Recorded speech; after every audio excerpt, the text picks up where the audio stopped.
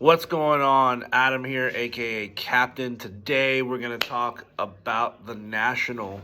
So before we even get started, let's talk about a few things. I have some notes down here, so if I look down, that's what I'm looking at.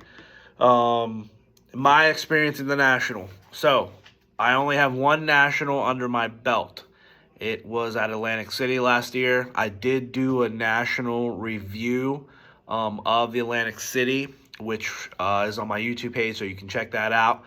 From all that I hear and my own research and experience talking to other people, Atlantic City National is kind of on its own course just because of it's a terrible venue. There was no parking, extremely dirty outside, extremely unsafe to walk, a lot of homeless, a lot of crime, extremely inconvenient.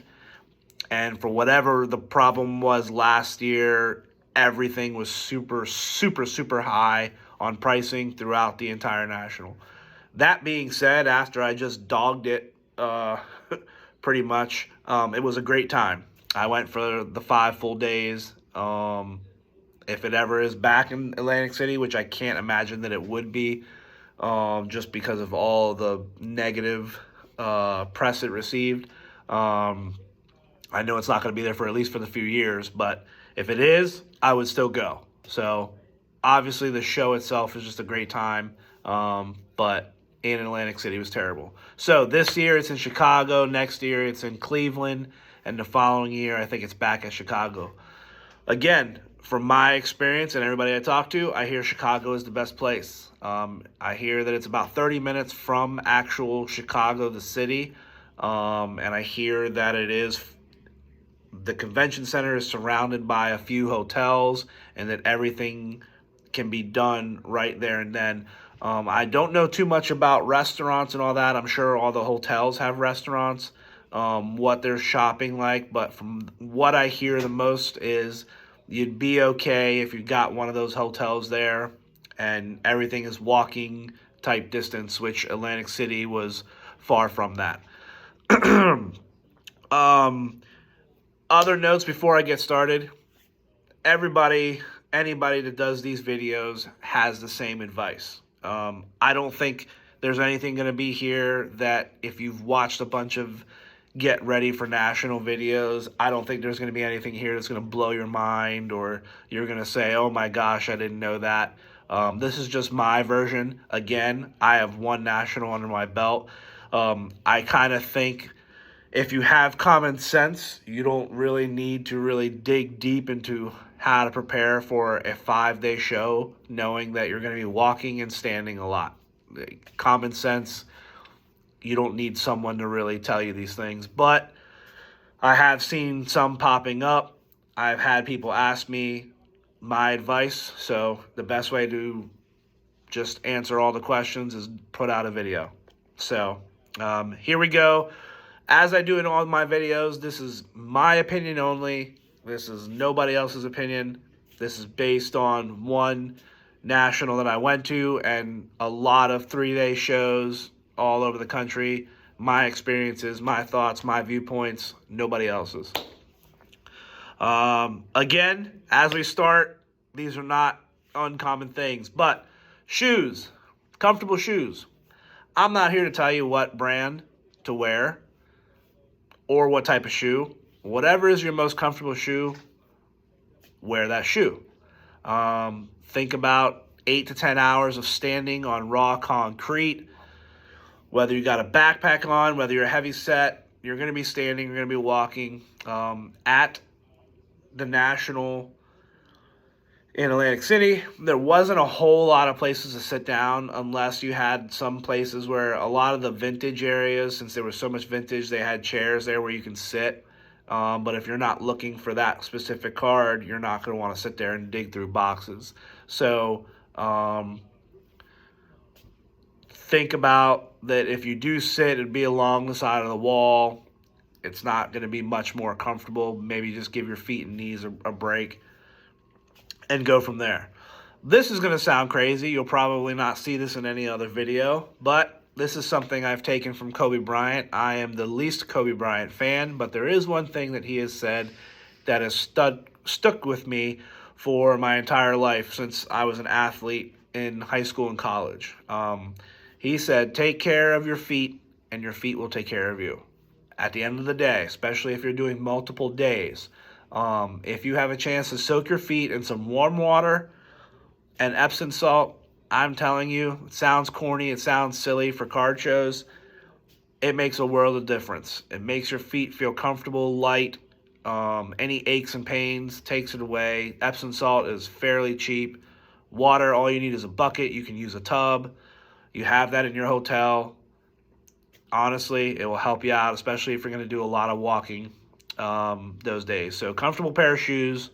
You don't need to go anything crazy. Whatever you find comfortable, wear those shoes. Also, your outfit. For me, being in jeans all day, walking around as those, that's casual. It's not great for walking 8 hours a day, and I'm talking the long term. My recommendation would be shorts. It is the summer months. Under Armour shorts, like Nike, those swoosh shorts, light fabric, light t-shirt, even whisk type of shirts. You're going to be moving around, some places crowded, some places not, sweating. Something that's super light and flowy, that's breathable. Those are the type of things you're going to want to do. Again, transferring into the next subject, water. Even if you're not running or anything like that, you're walking around, a lot of people don't understand that you are exuding energy, and water, you don't need to wait until you're fully dehydrated to drink water. You should be sipping on water throughout the day. It's going to keep you hydrated. It's going to keep you alert. It's going to keep your blood flowing. One thing I would say, stay away from the Gatorade. Really stay away from any sugary drinks, soda, all that stuff. Most people want to have a coffee or an energy drink in the morning. I get it. I do. But other than that, as you're walking throughout the day, again, thinking long term, 5 days in a row, 8 to 10 hours a day, standing, walking. Water is the main. If you do Gatorade, a lot of people get confused. Gatorade is meant to be a replenishing tool for exuberating a lot of energy. So when you're playing a full court basketball game, football game, or exuberating lots of energy, losing lots of sweat, that's when Gatorade does help. Gatorade has a lot of calories and a lot of sugar. Just sipping it as a normal drink is actually doing you the reverse effects of what you want to do. So although you need to stay hydrated at the National, you're not going to be running. I hope not. Or I wouldn't see why. You're not going to be drenched downpouring of sweat. So water will be sufficient enough to keep you. If you fill that area where you're not losing all these electrolytes, Gatorades and sugary drinks, they're just going to slow you down, make you more tired and all that. So sipping on water is probably the best option. Along with water and all that, bring your own snacks. You can buy stuff there. There will be concession stands. They will be crazy high, long lines, and that just takes away from the main purpose of you being in boxes and digging and cards and all that. So bring your own snacks, bring water. If you're willing to spend a ton of money, if you're willing to wait in lines, that is your prerogative and that is an option. But I'd rather use that money to put it into cards. Every video you ever seen in your life, any person, they say cash is king. And I still see that this is I don't know if problem is the right word, but I don't know why not everybody's up to date with this. Cash is king. Cash will always be king. Everybody on both sides wants cash. Trading, selling, buying, the dealers, the customers, anybody that's dealing with currency, you want cash. Don't be that guy that comes up and says about, take a credit card, Venmo, PayPal. Yes, those things options, and yes, people will have those options. And credit cards, although most card shows usually don't have them, some people here and there, the National being a big venue, yes, it will have. Here's the problem with that. One is the dealer or the customer will usually have to pay the 3% fee. Either the dealer has to do it, so he's not going to want to pay that. Secondly, that credit card is now being transferred to his bank account. So it's less cash that he has in his hand. The reason why you want cash is because he's going to probably want to take that cash and go buy something. If he doesn't get that cash, now that credit is being tied up electronically. So I never understood why people don't get this. I have this happen at least once every show that I do. Oh, do you take credit card? Or, oh, I didn't bring any cash.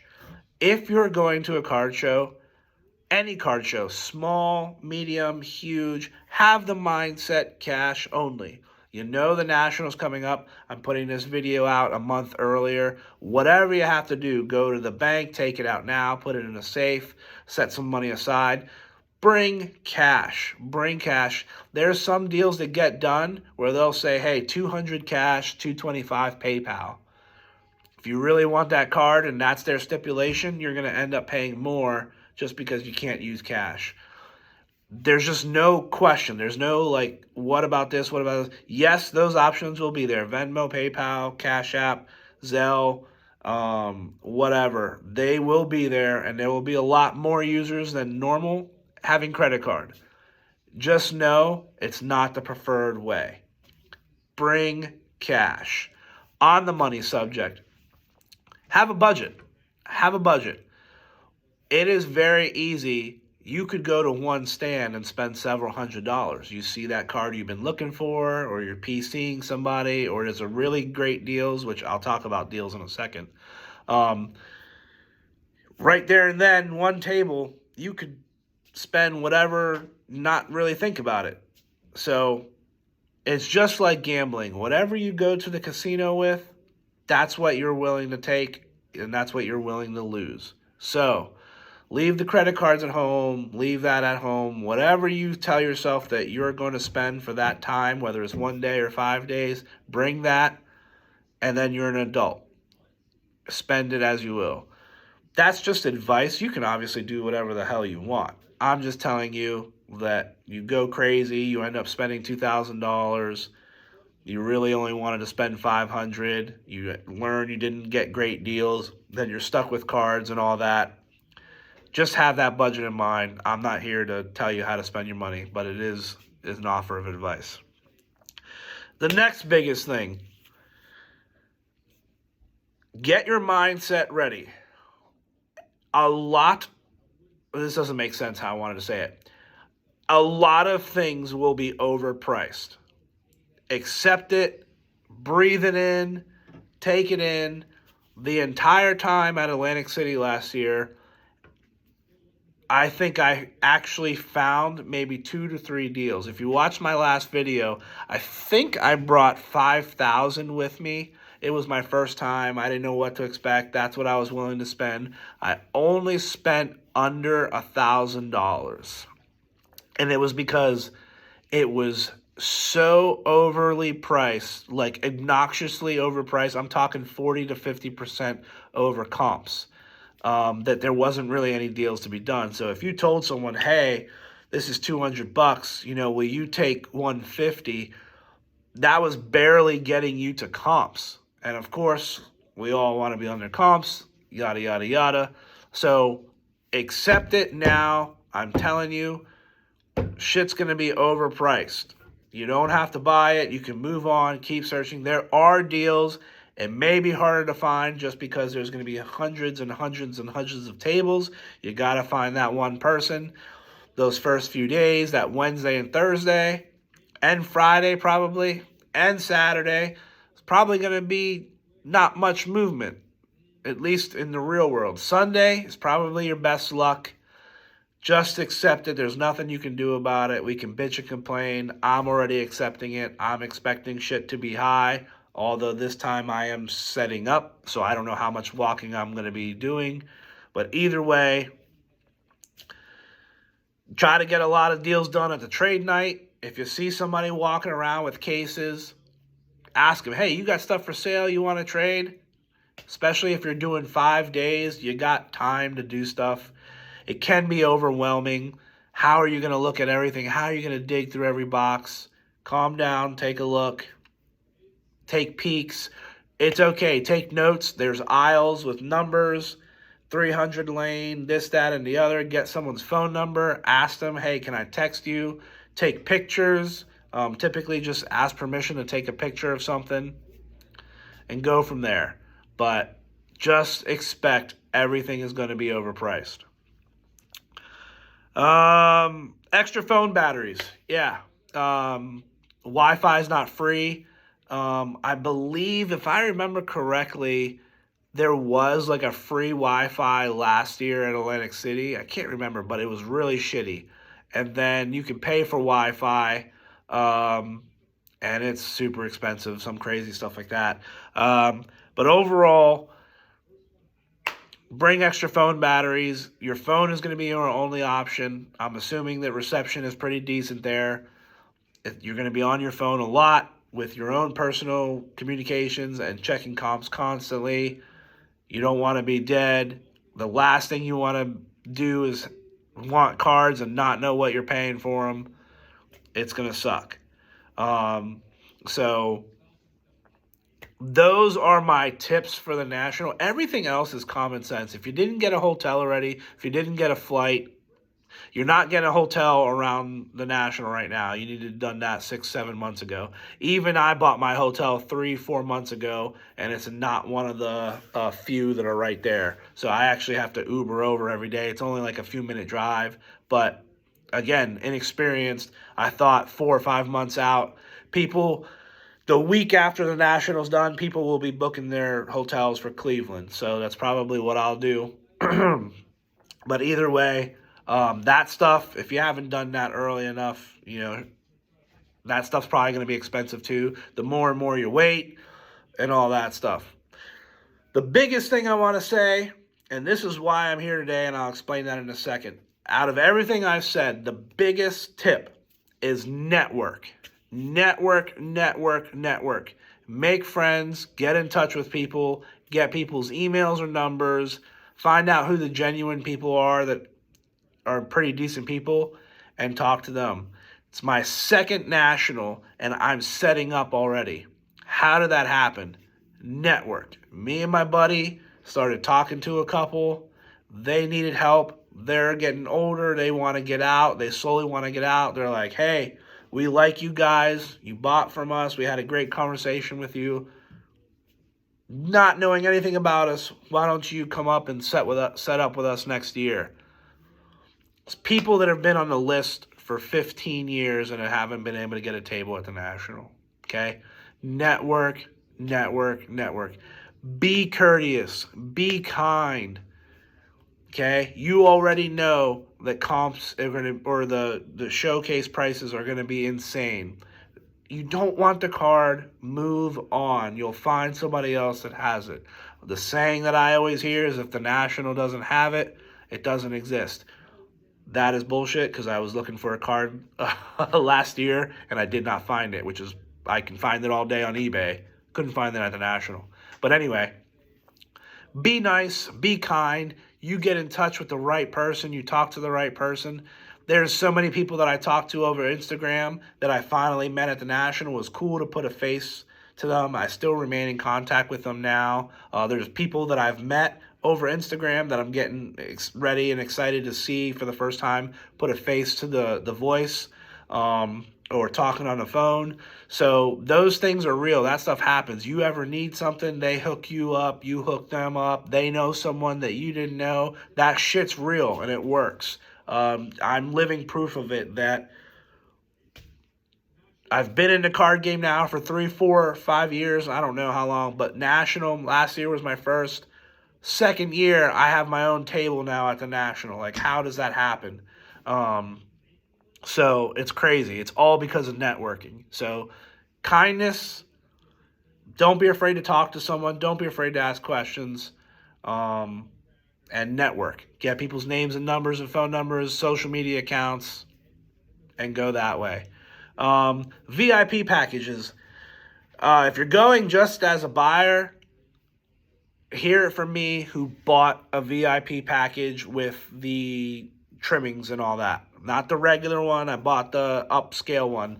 Wasn't necessarily worth it. There was pros and cons about it.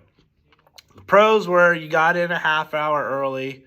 No big deal. Half hour in the grand scheme of this large of a show. It's not really that big of a deal. You got some packages that came with. They gave you like free national cards. They were exclusive to the national. That was kind of cool because they were the first set of rookies of this year. So I got Kenny Pickett, Garrett Wilson, Drake London, all the rookies on the national VIP cards. I was one of the first people, I believe, that sent those in. And I was like, you know what? I'm going to send these in. These look pretty easy. I got all 10s on all my national cards. Quickly, as I got those back, almost all the cards that I did were pop 1s. As the weeks went on, it was pop 3, pop 7, pop 15. And I sold those at the national for high dollar because they were low pop. And now those cards are not really worth as high. I think I sold a Kenny Pickett VIP that national card, which is a rookie card. I think I sold it for like $200 on a PSA 10. The card was given to me for free. I paid for the tickets, but basically all those cards I sold to Garrett Wilson for like $150. So just one of those cards paid for those tickets from long ago.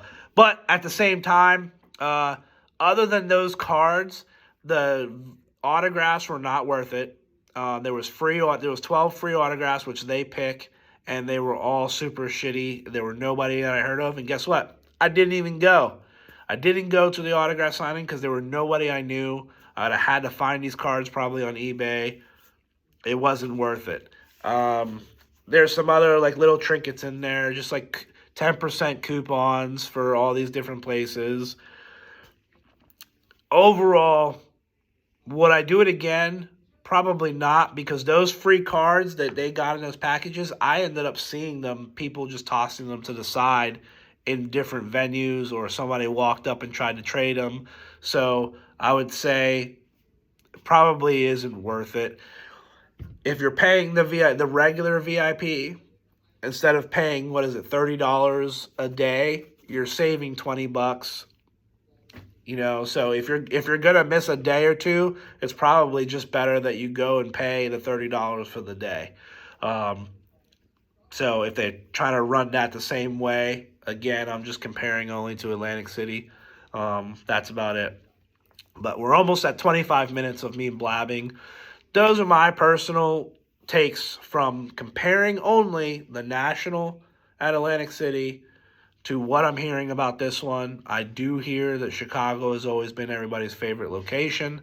It's not in the city, so you're probably not going to get shot. That's all I got for that. If there's anything else that I come across or think of in the next few weeks, I'll do a part 2. I definitely will do a part 2 or a review when we come back from the National. Tomorrow, Chantilly.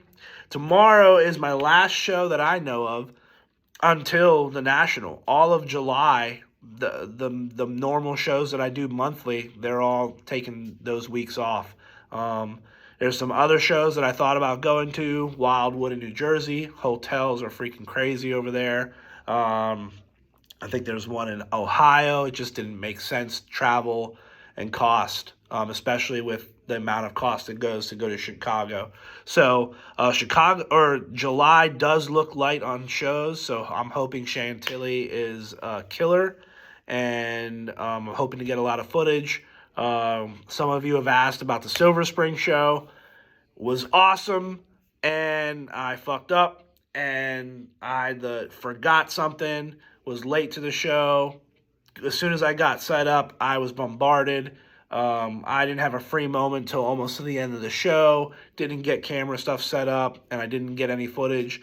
I'm actually bummed about that because I had a lot of deals at Silver Spring. That is a real close second now to Chantilly, even though it's a one-day show. So sorry about that, but I'm hoping tomorrow and I'm hoping all weekend that I can get a lot of footage of content and all that. I'll try to walk around. I'll try to walk around Chantilly as well. That's something that I haven't done. As I've told you, I'm not big with doing the content thing and walking around. Like, it just kind of makes you look like a weirdo and having a camera and all that. And really, I'm focused on finding the cards and all that. So we'll see what we can do. My lady will be there, so hopefully she'll help out with filming content as well. So should be a great weekend, and I will try to have those videos out to you early next week. Thanks for supporting the channel. We'll see you soon.